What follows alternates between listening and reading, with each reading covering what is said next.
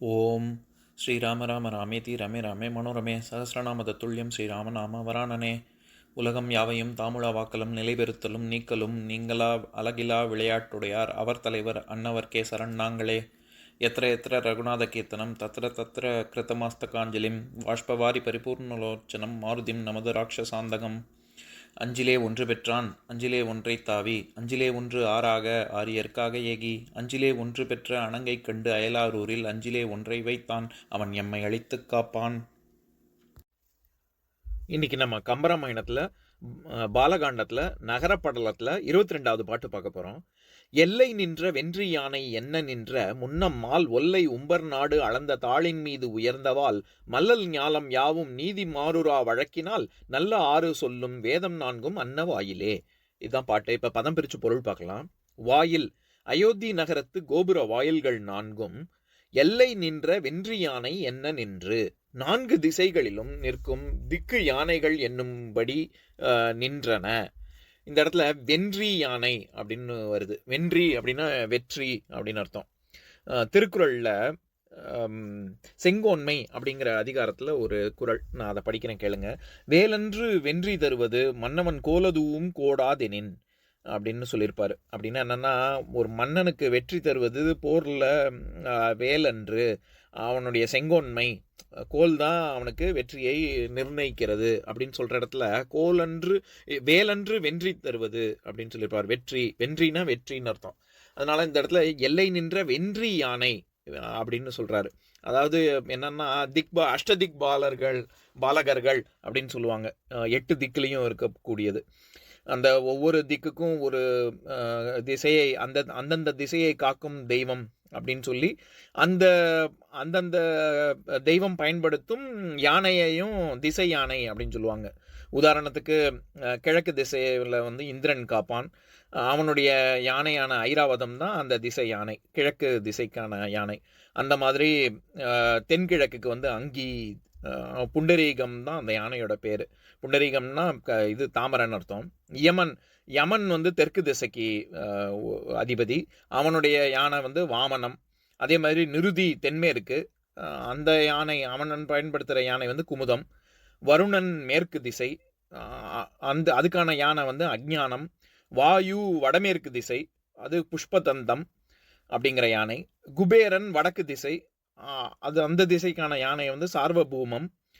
அதே மாதிரி ஈசானன் வடகிழக்கு திசை, அது சுப்ரதீபம் அப்படிங்கிற யானை.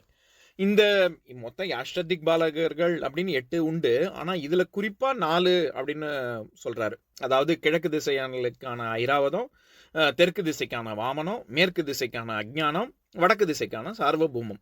இந்த 4 யானை அந்த இடத்துல அந்த அயோத்தி மாநகருக்குள்ள நுழையிற இடத்துல இந்த 4 திசை இந்த இருக்கக்கூடிய இந்த 4 யானைகள் நம்ம இந்த என்ன சொல்றது, தோரணம் இல்லாட்டி நுழைவாயில் கோபுரம் அந்த மாதிரி 4 திசைகளுக்கும் வச்சிருப்பாங்கல்ல, அங்க இருக்கக்கூடிய யானைகள் அதைத்தான் இங்க வென்றி யானை அப்படின்னு சொல்றாரு. மால் முன்னம் ஒல்லை உம்பர் நாடு அளந்த தாளின், மால்னா திருமால், வாமன அவதாரத்தின் போது விரைவாக திருவிக்கிரமனாகி விண்ணுலகத்தை அளந்த திருவடியை விட மீது உயர்ந்தவாள் மேலும் வாயில்கள் உயர்ந்து நின்றன. அதாவது என்ன சொல்றாருன்னா, முன்னாடி வாமனாவதாரத்தில் எப்படி இவர் திருமால் வாமனாவதாரத்தில் 3 விண்ணுலகத்தை அளந்தாரோ, அந்த அளக்கும்போது இந்த வாயில்கள் அதை விட இன்னும் பெருசா இருந்தது, அந்த திருவடியை விட இன்னும் பெருசா இருந்தது அப்படின்னு சொல்றாரு. இதுல ஒல்லை உம்பர் நாடு அளந்த அப்படின்னு வேற சொல்றாரு. அந்த ஒல்லை அப்படிங்கிற சொல் விரைவு தன்மையை குறிக்கும். திருக்குறளில் இன்னொரு உதாரணம் சொல்கிறேன். வெறுவந்த செய்யாமை அப்படிங்கிற ஒரு அதிகாரத்தில், அதாவது வெறுவந்த செய்யாமைன்னா சட்டுன்னு குடிமக்கள் அஞ்சும்படியாக ஆட்சி செய்யாத தன்மை அப்படின்னு அர்த்தம். அதில் ஒரு குறள், வெறுவந்த செய்தொழுகும் செங்கோலனாயின் ஒருவந்தும் ஒல்லை கெடும் அப்படின்னு ஒரு குறள். அதில் என்ன சொல்லியிருப்பாருன்னா, ஒரு மக்கள் அஞ்சும்படியாக, குடிகள் அஞ்சும்படியாக ஒரு செங்கோலனாக ஒருத்தன் இருந்தான்னா ஒருவந்தம் ஒல்லை கெடும், ஒருதலைபட்சமாக கெடுவான் அரசன் அப்படின்னு சொல்கிற இடத்துல ஒல்லை கெடும் அப்படின்னு சொல்லியிருப்பார். அப்படின்னா என்னன்னா, விரைவிலேயே கெடுவான் அப்படின்னு வரும். அந்த விரைவு தன்மையை குறிக்கிறதுக்காக சட்டுன்னு நடந்துரும் அது அப்படின்னு அர்த்தம். அந்த மாதிரி இந்த இடத்துல ஒல்லை உம்பர் நாடு அளந்த அப்படின்னா வாமனாவதாரத்தில் அவர் அந்த சின்ன உருவமாக இருக்கிறதுலேருந்து பெரிய உருவத்தை எடுக்கிறது எப்படி எடுத்தார் அப்படின்னு சொல்கிற இடத்துல ஒல்லை அப்படின்னு பயன்படுத்துகிறார். அப்படின்னா என்னன்னா ஒரு நடந்ததே தெரியாத அளவுக்கு அவர் வந்து உருவத்தை சட்டுன்னு அவர் வந்து பெருசாக்கிட்டாரு அப்படின்னு சொல்கிறதுக்கு ஒல்லை உம்பர் நாடு அப்படின்னு சொல்கிறாரு. அடுத்தது மீது உயர்ந்தவாள். மீது உயர்ந்தவாள்னா மீது உயர்ந்ததால் அப்படின்னு அர்த்தம். மேலும் வாயில்கள் உயர்ந்து நின்றன. அந்த மாதிரி அவர் வாமனாவதாரம் எடுத்து அளக்கும்போது அவருடைய திருவடி அளவுக்கு இது இருக்கு. இந்த கோபுரம் 4 திக்கிலையும் இருக்கக்கூடிய நுழைவாயில் அவ்வளோ பெருசாக இருக்குது அப்படின்னு சொல்கிறார். மல்லல் ஞாலம் யாவும். வளம் நிறைந்த உலகத்தவரெல்லாம். இந்த இடத்துல ஞாலம் அப்படிங்கிறது உலகத்தை குறிக்கல, மக்களை குறிக்குது. மல்லல் அப்படின்னா வளம்னு அர்த்தம்.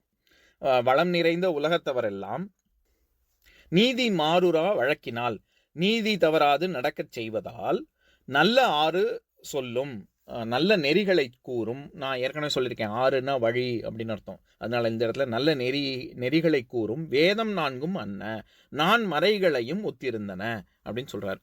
இப்போ இந்த பாட்டில் இருக்கக்கூடிய நயங்களெல்லாம் பார்க்கலாம். திக்கு முதல்ல அவர் சொல்கிற விஷயம், அந்த 4 திசைகளிலையும் இருக்கக்கூடிய அயோத்தி நகரை சுற்றி 4 திசைகளிலும் இருக்கக்கூடிய நுழைவாயில்கள், அங்கே உள்ள கோபுரங்கள் எப்படி இருக்குது அப்படின்னா அது நிலை பெறாது யானைகள் மாதிரி நிற்குது அங்கே அப்படிங்கிறது முதல் உவமை. இரண்டாவது, அந்த கோபுரங்கள் எப்பேற்பட்ட உயரமாக இருக்குது அப்படின்னா விண்ணுலக திருமால் எப்படி அளந்தாரோ திருவடியை, அந்த திருவடியோட இது உயரமாக இருக்குது அப்படின்னு 2வது உவமை. 3வது, எப்பேற்பட்ட அயோத்தியில் எப்பேற்பட்ட ஆட்சி நடக்குது அப்படின்னா அங்கே நீதி மாறுரா வழக்கினால், அப்படின்னா செங்கோலின் சிறப்பால் நீதி தவறாமல் அங்கே காத்து வருகிறார் அரசர் அப்படின்றது 3வது உவமை. 4வது, வேதம் 4 நல்ல ஆறு சொல்லும் வேதம் 4 அன்ன வாயிலே. அதாவது 4 வேதங்கள் எப்படி நல்ல நெறியை கூறுகிறதோ அந்த மாதிரி இந்த 4 கோபுரங்களும் இருக்கின்றன, நுழைவாயில்களும் இருக்கின்றன அப்படின்னு சொல்றாரு. அப்படின்னா என்ன அர்த்தம்னா இந்த மொத்த கருத்து, இந்த பாட்டோட உட்கருத்து என்னன்னா, எப்படி வேதம் மறைபொருள், அதாவது பரம்பொருளை வந்து வேதம் எப்படி நமக்கு காட்டுகிறதோ, அதற்கான வீட்டு பேரு அடைவதற்கான வழியை காட்டுகிறதோ, அந்த மாதிரி அயோத்தியில் ராமர் இருக்கார்ல, திருமாலின் அவதாரமான ஸ்ரீராமன் இருக்கார்ல, அவர் அங்கே இருக்கார் அப்படின்னு இந்த 4 வாயில்களும் வழியை காமிக்கிறது. ஏன்னா பரம்பொருளை அடையிறது தானே வேதத்தின் நோக்கம். அந்த மாதிரி இந்த நுழைவாயிலின் நோக்கமும் ராமனை சென்றடைவது, அயோத்தியில் தான் இருக்கான் அப்படின்னு சொல்ல வர்றாரு. அதனால இது வேதம் மாதிரி இருக்கு இந்த 4 வாயில்களும் அப்படின்னு சொல்றாரு. நான் பாட்டை இன்னொரு தடவை படிக்கிறேன், கேளுங்க. எல்லை நின்ற வென்றி யானை என்ன நின்ற முன்னம் மால் ஒல்லை உம்பர் நாடு அளந்த தாளின் மீது உயர்ந்தவாள், மல்லல் ஞாலம் யாவும் நீதி மாறுரா வழக்கினால், நல்ல ஆறு சொல்லும் வேதம் 4 அன்ன வாயிலே. இன்னொரு நாள் இன்னொரு பாட்டு பார்க்கலாம். ஓம் சாந்தாகாரம் புஜகசயனம் பத்மநாபம் சுரேஷம் விஸ்வாதாரம் ககனசத்ரசம் மேகவர்ணம் சுபாங்கம் லக்ஷ்மீகாந்தம் கமலநயனம் யோகி ஹிருத்யானகம்யம் வந்தே விஷ்ணும் பவபயஹரம் சர்வலோகைகநாதம். உம்பரோடு இம்பர்காரும் உலகம் ஓர் 7 எம்பெருமான் என்று ஏத்தி இறைஞ்சி நின்று ஏவல் செய்ய தம்பியரோடும் தானும் தருமமும் தரணி காத்தான் அம்பரத்து அனந்தர் நீங்கி அயோத்தியில் வந்த வள்ளல். ஓம் பூர்ணமதః பூர்ணமிதம் பூர்ணாத் பூர்ணமுதஸ்யதே பூர்ணஸ்ய பூர்ணமாதாய பூர்ணமேவாவசிஷ்யதே. ஓம் சாந்தி சாந்தி சாந்திஹ. ஓம் சர்வேஷாம் ஸ்வஸ்திர்பவது, சர்வேஷாம் சாந்திர்பவது, சர்வேஷாம் பூர்ணம் பவது, சர்வேஷாம் மங்களம் பவது. ஓம் சாந்தி சாந்தி சாந்திஹ. ஓம் சர்வே பவந்து சுகினஹ, सर्वे सन्तु निरामयाः, सर्वे भद्राणि पश्यन्तु, मा कश्चित् दुःखभाग् भवेत्. ओम शांति शांति शांति।